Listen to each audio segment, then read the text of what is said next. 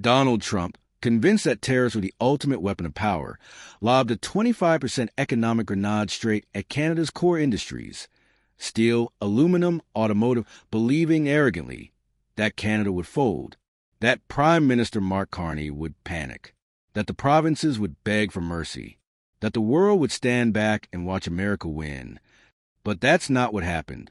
Instead, Trump's tariffs backfired spectacularly. Not only did Canada stand its ground, it turned Trump's economic warfare into fuel for a full-blown national awakening. Carney didn't scream. He didn't threaten. He didn't stoop to the level of bluster and bullying. He organized. He collaborated. And he built. And now, in 2025, America is reeling from the fallout, not just economically, but diplomatically, as a growing number of nations join a silent boycott of Trump's America.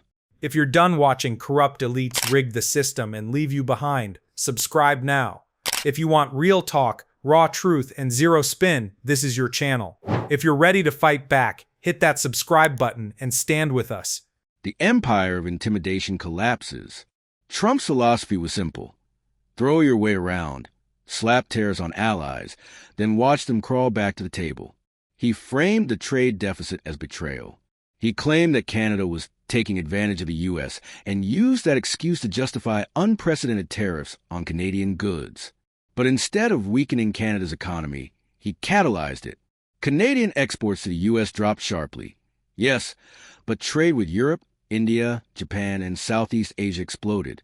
While American supply chains strained under the weight of retaliatory tariffs and domestic inflation, Canada began quietly writing new rules for its own economy, rules that no longer revolved around the United States.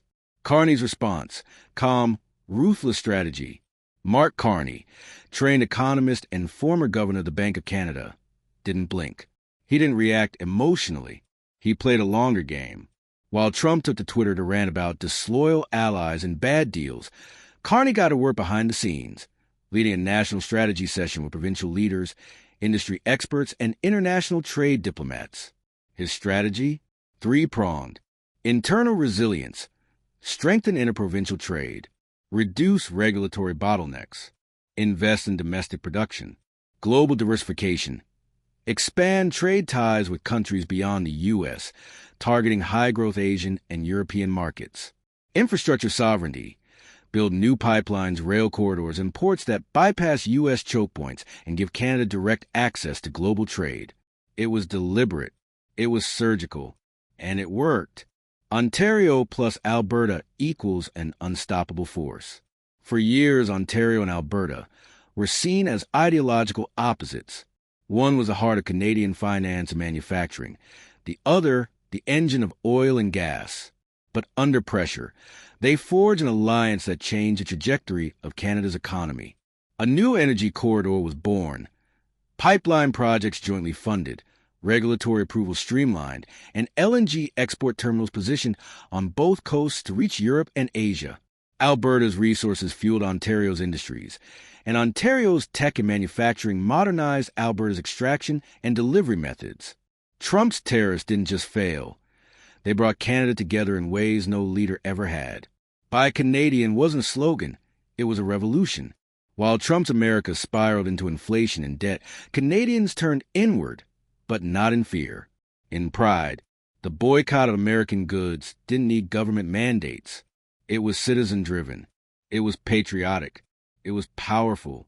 From grocery stores to big box retailers, shelves started featuring made in Manitoba, product of Quebec, and crafted in Saskatchewan. Canadian flags weren't just flying on Parliament Hill. They were on packaging, billboards, and storefronts. And sales soared.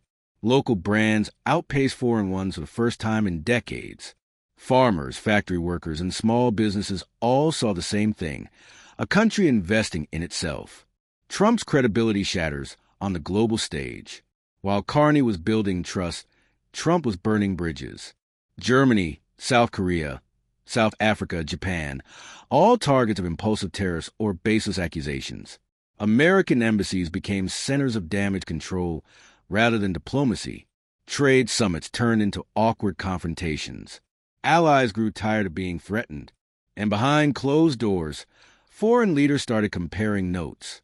If Trump was willing to betray Canada, one of America's oldest allies, what could they expect? The result? A slow, calculated boycott, not through slogans or sanctions, but through behavior. Fewer American contracts, more euro and yuan-based deals. Global investors shifted portfolios away from U.S. assets. Trust, once America's greatest export, evaporated. LNG, Canada's energy crown jewel. Perhaps the biggest strategic blow came from the energy sector. While Trump's administration obsessed over oil and fought environmental regulations, Carney quietly positioned Canada as a future LNG superpower. Billions were invested in export terminals on both coasts. Deals were signed with Japan, India, and Germany. Canadian LNG became synonymous with reliability, ethics, and climate leadership, unlike the volatile, pipeline-politicized exports of the U.S. And just like that, the energy dominance Trump thought he could wield over allies? Gone. Diplomacy replaced by discipline. Trump's State Department became a revolving door of chaos. Ambassadors were recalled. Envoys contradicted each other. Negotiations stalled. Foreign ministries didn't know who was in charge, or what America even stood for anymore. Meanwhile, Canada became a trusted broker in disputes. From trade mediation in Africa to clean energy summits in Europe, Carney's team was everywhere. And everywhere they went, they delivered one thing Trump couldn't: consistency. That consistency became Canada's brand and a powerful diplomatic currency. The economic data doesn't lie. Trump's tariffs were supposed to level the playing field. Instead, U.S. consumer prices rose by 13% over 3 years. Job losses in manufacturing and agriculture exceeded 500,000. Canada's non-U.S. trade increased by 41%. Domestic Canadian small business creation surged by 28% following by Canadian incentives. And the most damning number? Canada's trade dependence on the U.S. dropped from 75% to under 50%, the lowest in modern history. Carney's quiet diplomacy versus Trump's explosive ego.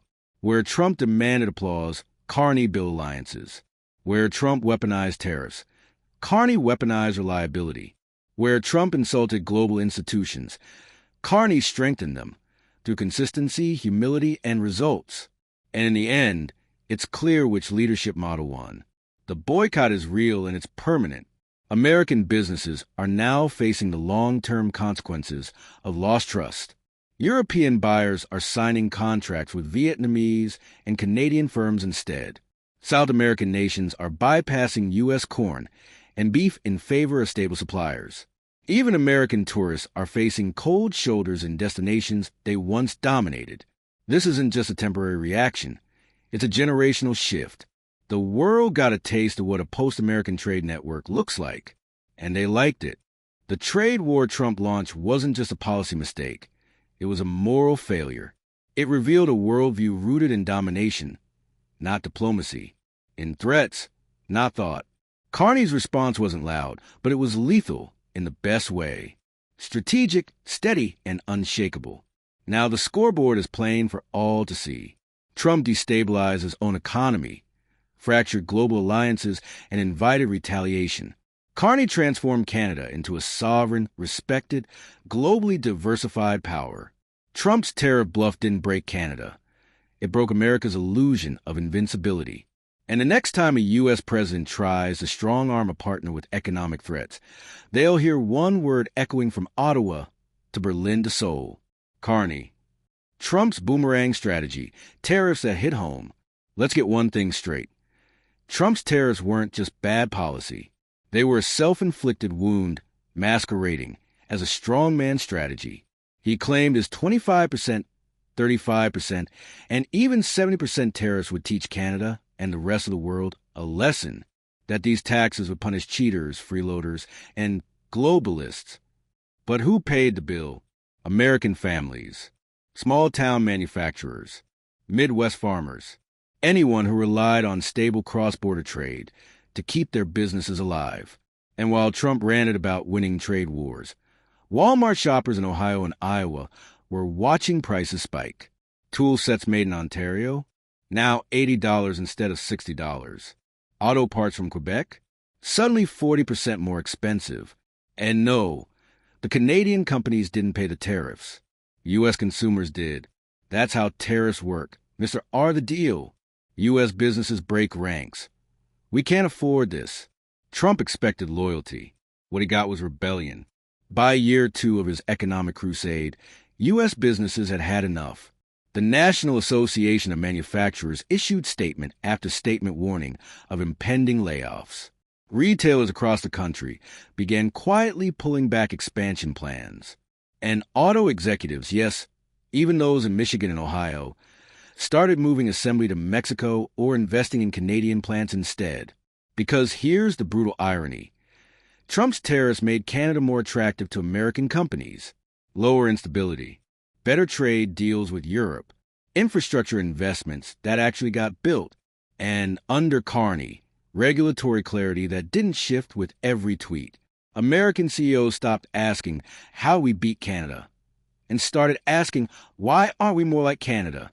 Carney's carbon shift, green growth as global leverage. While Trump clung to fossil fuel bravado and gutted environmental regulations, Carney did something radically smart. He turned climate action into economic strategy. Canada doubled down on clean tech, launching a new climate innovation fund backed by private capital, pension funds, and green bonds. Provinces competed for clean energy contracts the way American states once competed for coal subsidies. And Carney made it clear, Canada's new exports weren't just aluminum or lumber. They were solutions.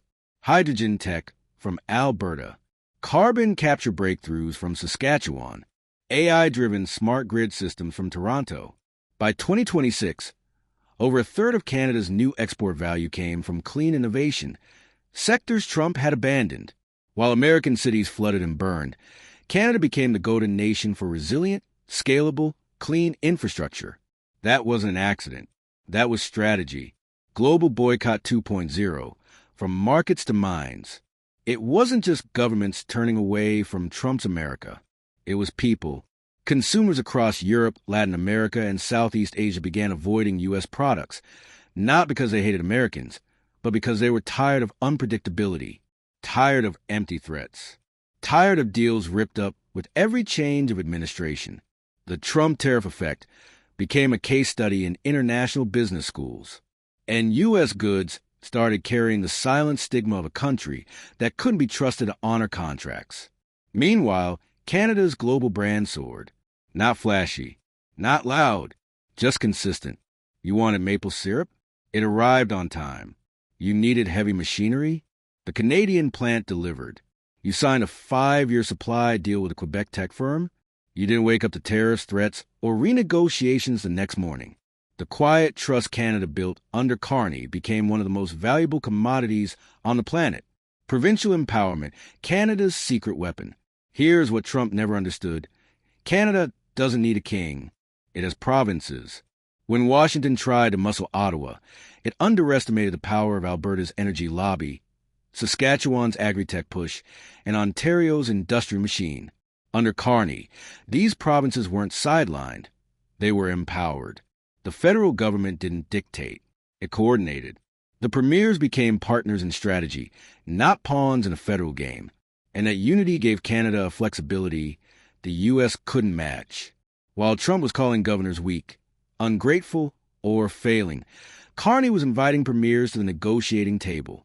And that table, it wasn't just domestic. It stretched from Tokyo to Brussels. Canada spoke with one voice, and the world listened. America's lost decade begins.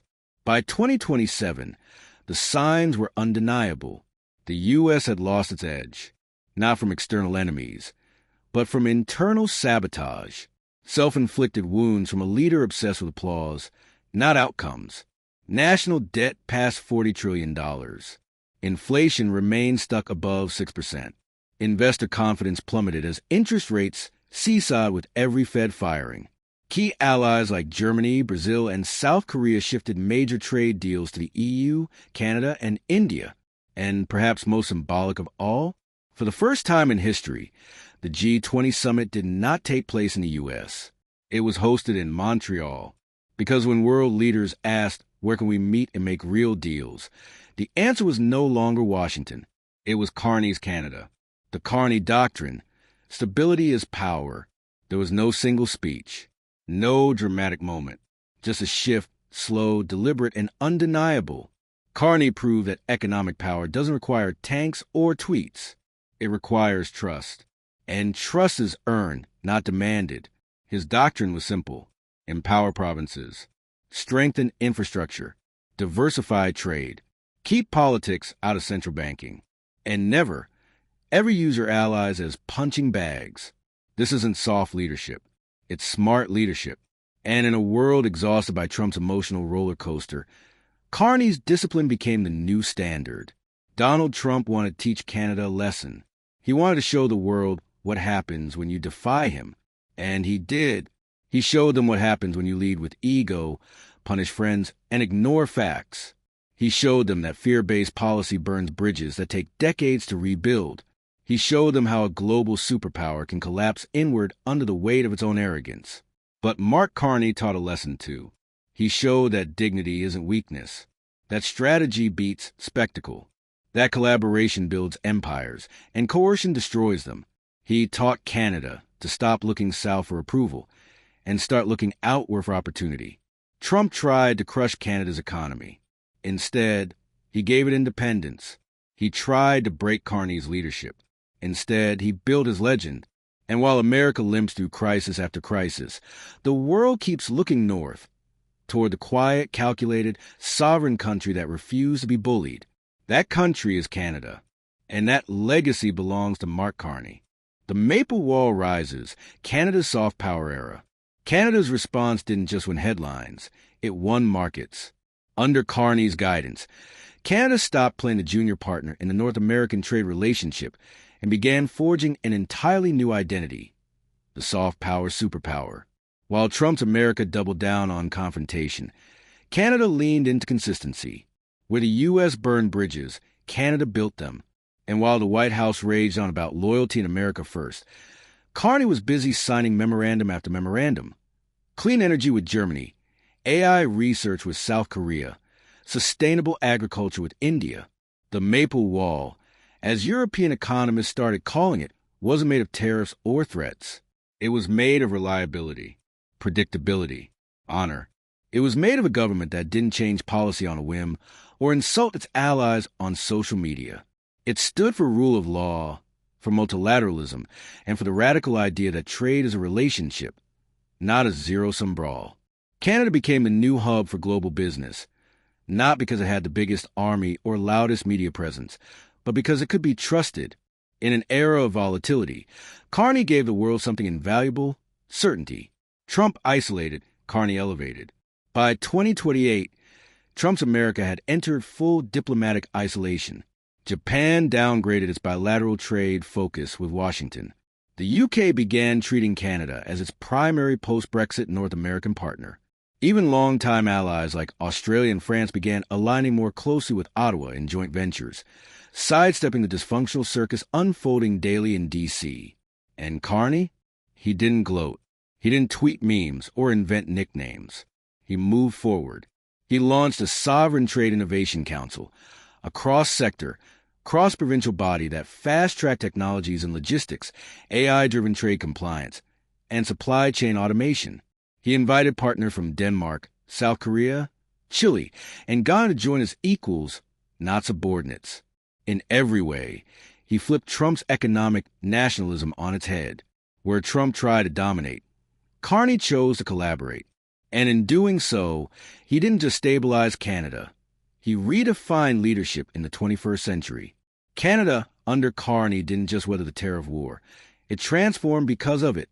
Faced with Trump's loudest threats, Canada answered with its quietest strengths: discipline, unity, and purpose. And in that silence, it built a new economic order, one based not on bluster, but on credibility. Trump's tariffs were meant to be a hammer, but in Carney's hands, they became a chisel, carving out a new vision of sovereignty, one not dependent on any empire or bully. In the end, Trump may have shouted the loudest, but Carney reshaped the world. And history will remember the one who built, not the one who broke.